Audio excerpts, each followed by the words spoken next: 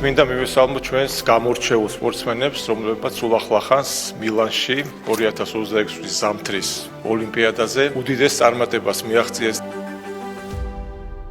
მე მქონდა შესაძლებლობა დავსწრებოდი ოლიმპიადის გახსნას მილანში, ჩემს მეუღლესთან და საქართველოს მთავრობის და დელეგაციის წევრებთან ერთად. სიამაყით ვიყავით გამშვალული, იმიტომ რომ იმ დიდ და გიგანტ ქვეყნებს შორის წარმოდგენილი იყო ჩვენი პატარა, მაგრამ ღირსეული და ნიჭიერი ქვეყანა. მინდა ასევე ვისარგებლო შემთხვევით მიულოცო და მადლობა გადაუხადო მათ მწვრთნელებს, ფედერაციის წარმომადგენლებს, ყველა იმ ადამიანს, ვინც კი დაეხმარა ამ წარმატებაში ჩვენ სპორტსმენებს.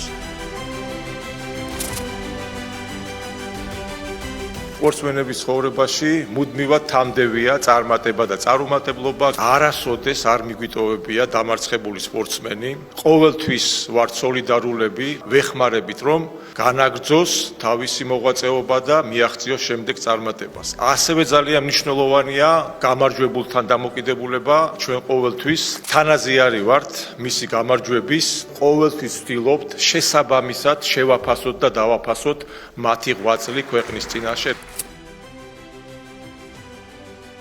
მადლობა მინდა გადაუხადო პრემიერ-მინისტრს, პარლამენტის თავმჯდომარეს, ჩვენს გუნდს, მათი წარდგენით მე მაგ დღეს პატივი ჩვენი გამორჩეული სპორტსმენები და მათი წარმომადგენლები ღირსების ორდენით დავაჯილდოვო. კიდევ ერთხელ გილოცავთ ამ დიდ წარმატებას, ულოცავ სრულიად საქართველოს.